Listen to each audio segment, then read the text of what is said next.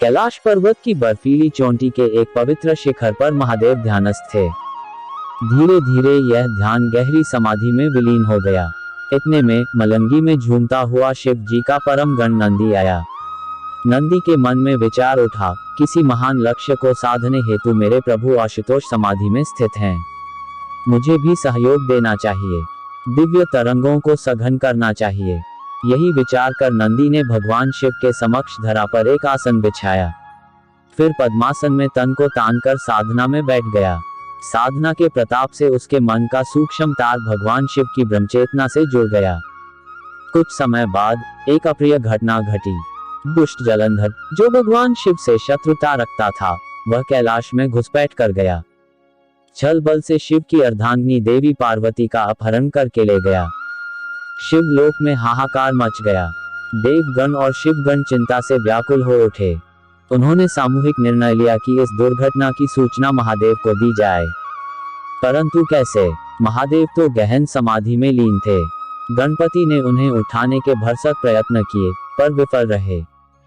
भगवान शिव की समाधि तो शून्यता की अतल गहराइयों को छू चुकी थी। ऐसे में क्या करें? विवेक के देवता श्री गणपति को युक्ति सूझी। उन्होंने महादेव के परम गण नंदी को साधन बनाया। ध्यान में लीन नंदी के कान में सारी दुर्घटना कह दी। इधर नंदी के कान में सूचना गई, उधर भगवान के नेत्र तुरंत खुल गए। भगवान शिव समाधि से उठ गए। कैसा अद्भुत सूक्ष्म जुड़ाव था भक्त और भगवान का। बस तभी से यह ऐतिहासिक घटना एक आराधना पद्धति या प्रथा का रूप ले गई। आज अनेक शिव मंदिर इस प्रकार निर्मित हैं, जिनमें महादेव या शिवलिंग के ठीक सामने नंदी की प्रतिमा होती है। भक्तजन अपनी मनोकामना नंदी के कान में कहते हैं। मान्यता है कि वह कामना सीधा भगवान शिव तक पहुंच जाती है। मन में जिज्ञासा उठती है, भला ऐसा कौन सा गुण है इस शिव गण नंदी में, जो भगवान इसकी बात को अनसुना नहीं कर पाते। एक दिन यही जिज्ञासा माता पार्वती के हृदय में दस्तक देने लगी। पार्वती जी ने महादेव से पूछा, आपको नंदी इतना प्रिय क्यों है? भगवान शिव क्योंकि नंदी में सेवा और भक्ति दोनों का समन्वय है। उसके सेवा कर्म में शौर्य है, धार है, एक सतत वेग है। उसकी भक्ति आराधना में तप है, समर्पण है, निरंतर सुमिरन है। इसलिए नंदी मुझे प्राणवत प्रिय है। माँ पार्वती प्रभु, भक्ति भाव और समर्पण तो आपके सभी भक्तों और गणों में है। फिर नंदी की भक्ति में ऐसा क्या विशेष है जो आपके हृदय को गदगद कर गया? भगवान शिव बहुत सालों पहले की बात है। अपने पिता ऋषि शिलाद के द्वारा नंदी को यह पता चला कि वह अल्पायु है। समस्या है तो समाधान भी होगा।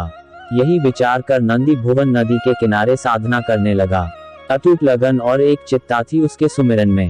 जब 1 कोटि सुमिरन पूर्ण हुए तो मैं प्रकट होकर दर्शन देने को विवश हो गया। जानती हो, वह साधना सुमिरन में इतना मग्न था कि मुझसे वर मांगने का उसे ध्यान ही नहीं रहा। उसे साधनारत छोड़कर मैं अंतर्धान हो गया। ऐसा ही एक बार और हुआ। तृतीय बार जब मैं प्रकट हुआ, मैंने ही अपना वरद हस्त उठाकर उसे वर प्राप्ति के लिए प्रेरित किया। जानती हो देवी, तब भी नंदी ने दीर्घायु का वर नहीं मांगा। अपनी अखंड साधना का एक ही फल चाहा। उसकी चाह थी केवल मेरा सानिध्य। हे भोलेनाथ, मुझे अपनी अलौकिक संगति का वर दो। अपना प्रेम में सानिध्य और स्वामित्व दो। मैं दास भाव से आपके संग रहना चाहता हूँ। मेरा हृदय अन्य कोई अभिप्सा नहीं रखता। सरल हृदय से नंदी ने ये भोले वचन कहे। मेरा हृदय द्रवित हो उठा। मैंने प्रसन्न होकर उसे अपना अविनाशी वाहन और परम गण घोषित कर दिया। माँ पार्वती, किंतु वाहन ही क्यों महादेव? कोई अन्य भूमिका क्यों नहीं? भगवान शिव, देवी, वाहन का समर्पण अद्वितीय होता है। नंदी का मन इतना समर्पित है कि मैं सदा उस पर आरूढ़ रहता हूँ।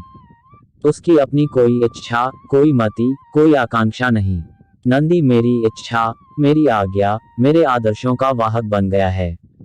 इसलिए वह मेरा वाहन है। माँ पार्वती सत्य है प्रभु। नंदी की भक्ति, साधना और समर्पण तो अनुपम है। अब उसके सेवा या कर्म शौर्य की भी तो विशेषता बताए। मैं जानने को उत्सुक हूँ। भगवान शिव, तुम्हें स्मरण है देवी, समुद्र मंथन की वह असाधारण घटना। समुद्र को मथते मथते अमृत से पहले निकला हलाहल विष। संसार के त्राण के लिए हमें उसका पान करना पड़ा, परंतु विषपान करते हुए विष की कुछ बूंदें धरा पर गिर गईं। इन बूंदों के कुप्रभाव से पृथ्वी त्राही त्राही करने लगी थी, पर तभी मेरे नंदी ने अपनी जिह्वा से उन विष बिंदुओं को चाट लिया। देवों ने व्यग्र होकर कारण पूछा। नंदी ने कहा, मेरे स्वामी ने प्याला भर विष पान किया, क्या मैं सेवक होकर कुछ बूंदें ग्रहण नहीं कर सकता? जगत के कल्याण में क्या इतना भी सहयोग नहीं दे सकता? तो ऐसा है नंदी का कर्म शौर्य, नंदी की अतुलनीय सेवा निष्ठा। तो दोस्तों, ये थी भगवान शिव के परम भक्त नंदी की कहानी। अगर आप भी महादेव तक अपनी बात पहुंचाना चाहते हो तो एक बार नंदी के कान में अपनी मनोकामना को जरूर शेयर करें। वीडियो को यहाँ तक देखने के लिए आपका दिल से आभार। बड़ों को नमस्कार, छोटों को ढेर सारा प्यार। जय हिंद, जय भारत।